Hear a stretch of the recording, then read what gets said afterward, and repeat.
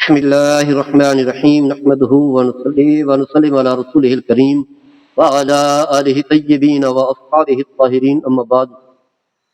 خواتین کے حوالے سے ہماری گفتگو کا سلسلہ چل رہا ہے، تو ان اعمال میں سے جن کی طرف آپ کی توجہ مبذول کروا رہے ہیں دعا کی، یعنی دعا کس چیز کا نام ہے کہ بندہ جو ہے کسی اور انسان سے مانگنے کی بجائے، ہماری بہن کسی اور کے آگے ہاتھ پھیلانے کی بجائے اللہ کے آگے ہاتھ پھیلا، اور اللہ سے کیا طلب کرتی ہے؟ دنیاوی خوشنودی بھی، اخروی اعزازات، اور کوشش یہ ہو کہ دنیا تو ایک عارضی چیز، اصل اعزاز جو ہے وہ آخرت کا ہے. آپ اس انداز سے زندگی گزاریں، اللہ کی طرف رجوع کریں، اللہ سے اس انداز سے دعا مانگیں کہ جب موت کی گھڑی ہے تو اللہ آپ کو کہہ رہا ہو ارجع الی ربک، اے میری بندی میرے اپنے رب کی طرف لوٹ کر کیا. جیسا کہ حضرت آسیہ جو فرعون کے مظالم کو برداشت کرتی ہے لیکن اسلام کو نہیں چھوڑتی، کلمہ توحید کو نہیں چھوڑتی، اللہ کے ذکر اللہ کی یاد کو نہیں چھوڑتی، حالانکہ محلات ہیں، بڑے بڑے محلات میں اگر چاہتی تو کفر میں رہ کر کے عیاش کی زندگی گزارتی، لیکن انہیں کفر کے محلات کو ٹھکرا کر کے اسلام کے نور میں آئی، تکالیف برداشت کی، تو کیا کہا؟ رب ابن لی عندک بیتا فی الجنہ، اے میرے رب میں نے تیری رضا کے لیے بڑی قربانی دی ہے، تو میرے لیے جنت میں بہت بڑا محل بھی بنانا ہے، اور بنانا بھی اپنے قرب میں ہے. اس طرح التجا کر رہی ہے، درخواست کر رہی ہے، التجا دعا کر رہی ہے. آپ جو ہے جب اسی طرح قربانیاں دیں گی، اعمال صالح کریں گی، اور اسلام کے لیے، اسلام پر عمل پیرا ہونے میں جو سختیاں آئیں گی سختیاں برداشت کریں گی، آپ کی دعائیں بھی قبول ہوں گی، آپ بھی اس اعزاز کو پائیں گی جو حضرت آسیہ رضی اللہ تعالی عنہا نے پایا. دعا بڑی عظیم عبادت ہے، یعنی دعا بھی ایک عبادت ہے. جب آپ اللہ سے مانگتی ہیں تو گویا کہ آپ عبادت کر رہی ہیں، جیسے نماز روزے کا اہتمام کر رہی ہیں. اس میں جو ہے کوشش کریں کہ دعا کے اندر بھی اخلاص، اللہ کے لیے عمل یہ کر رہی ہوں. حضرت نعمان بن بشیر حدیث کے راوی ہیں، فرماتے ہیں کہ رسول اللہ صلی اللہ تعالی علیہ وسلم نے فرمایا الدعاء والعبادت، دعا بھی عبادت ہے، نماز روزہ زکوٰۃ حج کی طرح عبادت ہے. اور پھر آپ نے بطور دلیل کے یہ آیت کریمہ پڑھی، فرمایا وقال ربکم ادعونی استجب لکم، تمہارا رب کہتا ہے کہ لوگوں، اے خواتین، مرد و خواتین، تم مجھ سے دعا مانگو میں تمہاری دعا کو قبول فرماؤں گا. انہوں نے ابو داؤد کی حدیث ہے. تو لہذا یہ بات یاد رکھیں پورے یقین کے ساتھ، پورے وثوق کے ساتھ دعا کرتے ہوئے کہ میں نے اللہ سے جو کچھ مانگنا ہے میرے رب نے مجھے عطا کرنا ہے، میری دعا رائے گاہ نہیں جائے گی. یہ نہ ہو کہ پتہ نہیں ہوتی ہے، یعنی ڈھیلے دل کے ساتھ، پوری توجہ نہیں، پورے یقین اور وثوق کے ساتھ، کیونکہ اللہ کا وعدہ ہے ادعونی استجب لکم، تم دعا مانگو میں تمہاری دعا قبول فرماؤں گا. جب اللہ نے وعدہ کیا ہے اجابت کا، پھر اللہ تو ان اللہ لا یخلف المیعاد، اللہ وعدے کے خلاف تو نہیں کرتا، اللہ وعدے کے خلاف نہیں کرے گا. یہ ہے کہ کچھ شرائط ہیں، کچھ تقاضے ہیں، ایسے نہیں ہے. آپ جو ہے کہیں بھی جاتی ہیں تو وہاں کے جو اصول ہیں ان اصول کو پورا کرتی ہیں، تو وہ آپ جو ہے جیسے مثال کے طور پر آپ نے بینک سے پیسے نکلوانے ہیں، آپ کے پاس ATM کارڈ بھی ہوگا، پاسورڈ بھی ہوگا، یہ ساری چیزیں اگر آپ کو یاد ہوں گی تو وہاں سے آپ پیسے نکلوا سکیں گی. تو نہیں، ATM کارڈ بھی نہیں ہے تو ایسی جو ہے کچھ بھی نہیں ہوگا. ATM کارڈ ہے، پاسورڈ یاد نہیں ہے، یا صحیح یاد نہیں ہے، پورے نمبر یاد نہیں ہے، پتہ نہیں ہے. کوئی بھی کام ہو اس کی کچھ تقاضے اور شرائط ہوتے ہیں، ملازمت کرنی ہے تو اس کی بھی لوازمات. اللہ کی بارگاہ میں جب دعا کرنی ہے، اتنا عظیم اعزاز پانا ہے تو اس کے بھی کچھ تقاضے ہیں. پہلی بات تو یہ ہے کہ رزق حلال کھانے کی عادت، حرام سے بچیں. حرام ایسے سمجھے جیسے آگ ہے نا، آگ کا انگارہ ہے، جیسے آپ اپنے ہاتھ میں نہیں لیتے، آگ جل جائے گا، کپڑے جل جائیں گے، جسم جل جائے گا، جان ختم ہو جائے گی آگ سے. اس طرح آگ سے بچتے ہیں، اسی طرح حرام کو بھی آگ، بلکہ اس سے بھی خطرناک سمجھیں، کیونکہ دنیاوی آگ کو دنیاوی نقصان کرے گی. یہ حرام مال جو ہے آپ کی آخرت بھی تباہ کر دے گا، اور آپ کی نیکیاں بھی رائے گاہ چلی جائے گی. کھانا پینا جو کچھ آپ نے جمع کیا مال حلال، لقمہ جو بن رہا ہے وہ بھی حلال ہو، حرام کسی صورت میں نہ ہو، چاہے تھوڑا کھائیں لیکن حلال کھائیں، کیونکہ آپ مسلمان ہیں. آپ کا نماز سے، روزے سے، حج سے، عمرے سے، عبادت سے تعلق ہوگا، تو حرام مال جو ہے وہ آپ کی نیکیوں کو جو ہے ختم کر دے. کیوں ایسی بلا وجہ زیادہ خواہشات کے لیے جو ہے حرام مال کیوں آ رہا ہے، کیوں لقمہ بن رہا ہے؟ تھوڑے بار گزار ہو سکتا ہے. حدیث پاک میں آتا ہے، حضرت ابو ہریرہ حدیث کے راوی ہیں، فرماتے ہیں کہ رسول اللہ صلی اللہ تعالی علیہ وسلم نے فرمایا ایھا الناس ان اللہ طیب لا یقبل الا طیب، اللہ پاک ذات ہے، عظیم ذات ہے، اور اپنی بارگاہ میں پاک چیزوں کو جو ہے قبول فرماتا ہے. فرمایا ان اللہ امر المؤمنین بما امر بالمرسلین، اللہ تعالیٰ اہل ایمان کو بھی وہی حکم دیتا ہے جو اپنے منتخب اور رسولوں کو، چنے ہوئے لوگوں کو دیکھتا ہے. کیا دیتا ہے؟ فرمایا یا رسول کلوا من الطیبات وعملوا صالحا، اے رسول مال حلال طیب کھاؤ اور اعمال صالح کرو، انی بما تعملون علیم، جو کچھ تم کرتے ہو میں اسے جانتا ہوں. گویا کہ اللہ اپنے رسولوں کو بھی یہ حکم دے رہا ہے تو اللہ تعالیٰ وہی حکم جو ہے ایمان والوں کو بھی دے رہا ہے. اسی طرح فرمایا یا ایھا الذین آمنوا کلوا من طیبات ما رزقناکم، اے ایمان والو میں نے تمہیں مال طیب عطا فرمایا وہی کھانا ہے، حرام نہیں کھانا. اس کے بعد میرے آقا صلی اللہ تعالیٰ علیہ وسلم نے ایک شخص کا تذکرہ کیا جو ایک لمبا سفر کرتا ہے اور لمبے سفر کی وجہ سے جو ہے بال جو ہے آلودہ ہے، جسم آلودہ ہے، بال بکھرے ہوئے ہیں، سفر کی وجہ سے سفر کی تھکاوٹ ہے.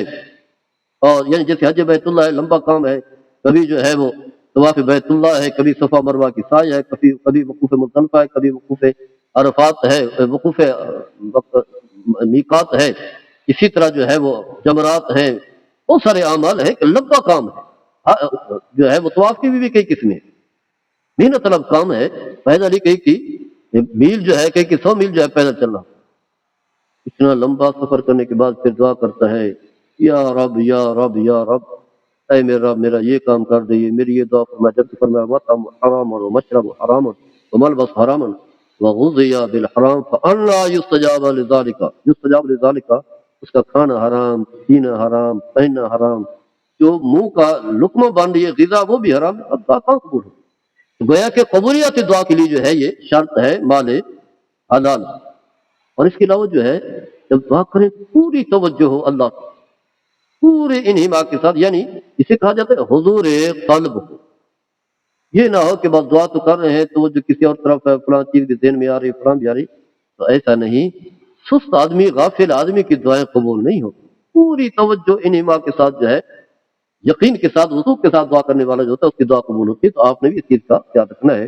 حضرت ابو ہریرہ حدیث کی راوی میں فرماتے ہیں کہ رسول اللہ صلی اللہ علیہ وسلم نے فرمایا ادعوا اللہ وانتم موقنون بالاجابت، اللہ کی بارگاہ میں جب دعا کرو تو پورا یقین ہو، یقین کے ساتھ پورے وثوق کے ساتھ کہ اللہ میری دعا کو قبول فرمائے گا. وَاعْلَمُوا أَنَّ اللَّهَ لَا يَسْتَجِيبُ دُعَاءً مِّنْ قَلْبٍ غَافِلٍ لَاهٍ، اور میں یقین سے جانو اللہ تعالیٰ اس شخص کی دعا قبول نہیں کرتا جس کا دل غافل ہو اور کمزوری والا ہو، یعنی سست ہو، غافل ہو، توجہ بھی نہ ہو، سست ہو، بھول رہا ہو، چیزیں یاد نہ رکھتا ہو، تو فرمایا اس کی دعا کو بھی اللہ تعالیٰ جو ہے قبول نہیں فرماتا. یہ دوسری شرط ہے. تیسری شرط یہ ہے کہ آپ یہ جو ہمارے ہاں رشتے ہیں کسی رشتے کے ساتھ تعلق نہیں چھوڑنا. گناہ کی بھی یعنی اس طرح کی دعا نہیں کرنی جس میں گناہ کی دعا ہو، برائی کی ہو، رشتہ داروں سے جو ہے تعلق توڑنے والی ہو، بد دعا جیسے ہم کہتے ہیں نا، تو ایسا بھی نہیں کرنا، غلط کام کی بھی دعا نہیں کرنی. اور یہ بات یاد رکھیں کہ دعا کی قبولیت کے جو ہے 3 طریقے ہیں، 3 حصول کے جو ہے طریقے ہیں. کبھی اس دنیا میں جس مقصد کے لیے دعا کیا پورا ہو جاتا ہے، کبھی جو ہے مصیبت آ رہی تو آ جاتی ہے، یا پھر وہی دعا جو ہے آپ کا عمل صالح بن جاتی ہے قیامت کے دن، یہ بھی ان نیکیوں میں شامل ہوگی، رائے گاہ نہیں جاتی. تو اللہ کا وعدہ ہے، پکا وعدہ ہے، آپ کی دعا قبول ہونا ہے. حدیث پاک میں آتا ہے حضرت ابو سعید خدری رضی اللہ تعالیٰ عنہ حدیث کی راوی میں فرماتے ہیں کہ نبی کریم صلی اللہ علیہ وسلم نے فرمایا ما من مسلم یدعو بدعوۃ لیس فیہا اسم ولا قطیعۃ رحم، فرمایا جب انسان مسلمان دعا کرتا ہے اور اس میں نہ کوئی گناہ والا کام ہے اور نہ رشتہ داروں سے تعلق توڑنے والا، فرمایا الا آتاہ اللہ بہا احدی ثلاث، اللہ تعالیٰ 3 چیزوں میں سے ایک چیز جو ہے ضرور عطا فرماتا ہے. اما ان تعجل له دعوته، پہلے تو یہ ہے کہ جس وقت کی دعا کی وہ دعا قبول ہو جاتی ہے. فرمایا واما ان يدخرها له في الاخرۃ، یا پھر یہ ہے اللہ تعالیٰ اس کے لیے آخرت کے لیے ذخیرہ بنا دیتا ہے، نیکی بنا دیتا ہے، اعمال صالح. واما ان يصرف عنه من السوء مثلا، یا پھر یہ کہ مصیبت آ رہی ہوتی ہے، کوئی تکلیف آ رہی ہوتی ہے، کہ بیماری آتی ہے، اللہ تعالیٰ اسے دور کر دیتا ہے. وقالوا اذا نكسر قال الله اكثر، تو فرمایا کہ اگر کوئی زیادہ کرے تو فرمایا اللہ جو ہے وہ کثرت کے ساتھ، یعنی اگر کوئی کثرت کے ساتھ دعا کرے تو زیادہ بہتر ہے، اللہ تعالیٰ جو ہے دعا کو قبول فرماتے والا. اللہ تعالیٰ کی رحمت میں بھی بڑی وسعت ہے، کمی نہیں ہے. یہ بات یاد رکھیں کہ کچھ اوقات ایسے ہیں کہ جس میں دعائیں جو ہے وہ قبول ہوتی ہیں، خاص کر کے جب آپ نماز پڑھ نہیں ہو، سجدے کی حالت میں ہو، اس وقت جو ہے دعائیں کریں خوب، دنیاوی اعزازات کی بھی، دنیا میں بھی عزت و آبرو ہو، آخرت میں بھی اعزاز، اور خاص کر کے دعا کریں اللہ تعالیٰ سے جنت. جنت بڑی عظیم نعمت ہے جہاں اللہ کے سے ملاقات ہوگی، اللہ کا دیدار ہوگا، اور اسی طرح جو ہے دوزخ کے آگ سے بھی بچیں کیونکہ آگ ہے آپ کو جلا ڈالے گی۔ حضرت ابن عباس رضی اللہ تعالیٰ عنہ حدیث کی راوی فرماتے ہیں نبی کریم صلی اللہ تعالیٰ علیہ وسلم نے جب آپ تکلیف میں تھے، بیماری تھی، تو حضرت ابو بکر کو کہا کہ نماز پڑھائیں۔ تو دیکھا جب آپ نے پردہ ہٹایا، آپ نے حجر مبارک میں تھے، تو دیکھا کہ لوگ جو ہے حضرت ابو بکر رضی اللہ تعالیٰ عنہ کی اقتداء میں سب بنا کر کے نماز ادا کر رہے ہیں۔ تو آپ نے فرمایا ایھا الناس انہ لم یبقى من مبشرات نبوت الا رؤیا الصالحہ، فرمایا کہ اب نبوت کا سلسلہ تو ختم ہو گیا، اب جو ہے اللہ کی طرف سے وحی نہیں آئے گی، یہی ہے کہ اچھے خواب ہوں گے۔ فرمایا اچھے خواب بھی نبوت کا ایک حصہ ہے، انسان نیک خواب دیکھتا ہے۔ یرا المسلم، فرمایا جو مسلمان دیکھتا ہے، یہ اوترا لہو حدیث کے الفاظ ہے۔ فرمایا وانی نہیت ان اقرا القرآن راکعا وساجدا، فرمایا کہ مجھے جو ہے منع کیا گیا ہے قرآن کو رکوع یا سجدے کی حالت میں پڑھنے سے، رکوع اور سجدے میں جو ہے تسبیحات ہے۔ فرمایا فاما رکوع فعظموا فیہا ربا، فرمایا جب رکوع میں جاؤ تو پھر اللہ تعالیٰ کی عظمت بیان کرو، سبحان ربی العظیم، اللہ بڑی عظمت والی ذات۔ وَأَمَّا السُّجُودُ فَاجْتَهِدُوا فِي الدُّعَاءِ، فرمایا جب سجدے میں جاؤ تو پھر چڑا کر دعائیں مانگو، خوب دعائیں کرو۔ فرمایا کَمِنَّا أَن يُسْتَجَابَ لَهُ، فرمایا کہ یقینی طور پر جو ہے وہ دعا جو ہے بارگاہ خداوندی میں قبول ہوگی۔ اس کے علاوہ جو ہے ایک حدیث پاک میں آتا ہے، ہم صحابہ فرماتے ہیں حضرت عبداللہ کہ ہم نبی کریم صلی اللہ علیہ وسلم کے ساتھ تھے نماز میں، تو ہم نے کہا السلام علی اللہ من عبادہ، السلام علی فلان و فلان، اللہ تعالیٰ پر سلام ہو اس کے بندوں کی طرف سے، فلاں پر بھی سلام ہو، فلاں پر بھی سلام ہو۔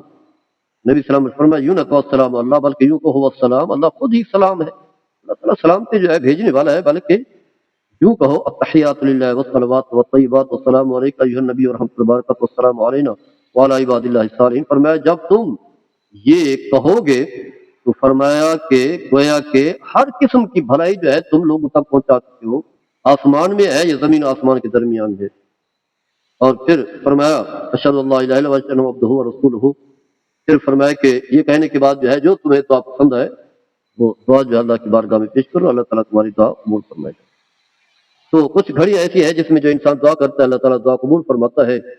ایک تو جمعے کا دن ہے، فرمایا کہ جب انسان جو ہے جب امام جو ہے نماز پڑھنے سے پہلے جو ہے جب بیٹھے اس وقت جو ہے جب دعا مانگی جائے تو دعا قبول ہوتی ہے۔ حضرت ابو بردہ بن ابی موسیٰ اشعری جو ہے حدیث کے راوی ہیں فرماتے ہیں کہ حضرت عبداللہ بن عمر نے فرمایا کہ آپ نے اپنے والد سے سنا جو وہ نبی کریم صلی اللہ علیہ وسلم سے حدیث بیان کیا کرتے تھے جمعے کے حوالے سے، فرماتے ہیں کہ میں نے کہا کہ ہاں میں نے سنا ہے، فرمایا کرتے تھے میں نے رسول اللہ علیہ وسلم کے فرماتے سنا، آپ نے فرمایا کہ ہی ما بین ان یجلس الامام الی ان تقضى الصلاۃ، فرمایا جب امام جو ہے ممبر پر بیٹھ جائے نماز سے پہلے تو فرمایا اس وقت جو دعا کی جائے وہ دعا جو ہے قبول ہوتی ہے۔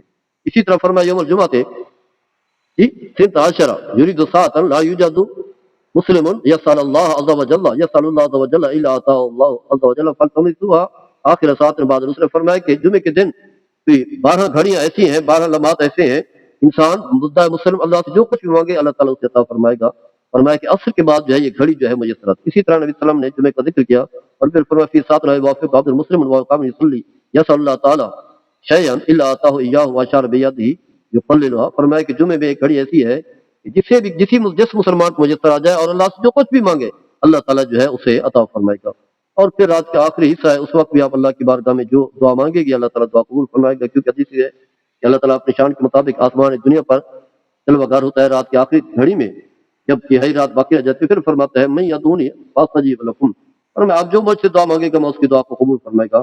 میں یسألنی فاعطیہ، جو مجھ سے کوئی سوال کرے گا رزق کا دولت کا میں اسے عطا فرماؤں گا۔